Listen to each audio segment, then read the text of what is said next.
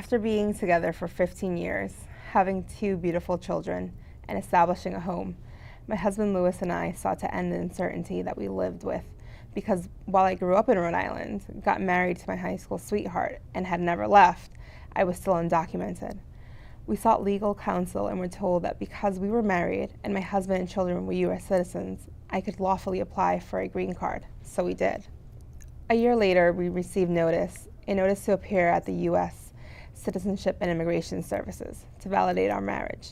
At the appointment, they called Lewis first, and I was relieved when minutes later he returned with a smile. Then it was my turn. The officers kept the conversation witty and light. We even talked football. Everything seems valid, and your marriage will be approved, they said. But there are 2 officers that want to speak to you next. Next became a nightmare. The officers showed me their ICE badges and told me I would be imprisoned until our paperwork was processed. I was shackled and put into a windowless van. What's happening? Where am I going? No one answered. I was taken to a prison in Massachusetts. That night, while my children cried out for mommy, I was in a cell with a woman who had been taken from her family 3 months before. She found it in her heart to try to console me. Hours later, I was allowed to call my husband for 15 minutes. The morning of February 13th, 2018, I woke up with a banging on my cell door. Lilian Calderon, pack up your things, you're being moved.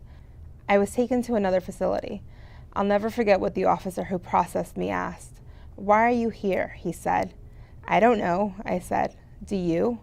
No was the last thing he heard before he put me in a cell for 6 hours, alone. A year after being released, I wake up every morning thanking God that I can be with my family. I watch the news of all the families that are being separated and imprisoned. They are no different from mine. Today my life is in limbo.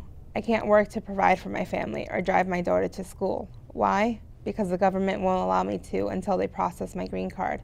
And just like in prison, when I or my lawyers ask, when can I expect it? The answer is, I don't know. I'm grateful to not be in detainment. No one can take away the kisses I give my family daily. But our laws are so broken that a Rhode Islander like myself can't love or live.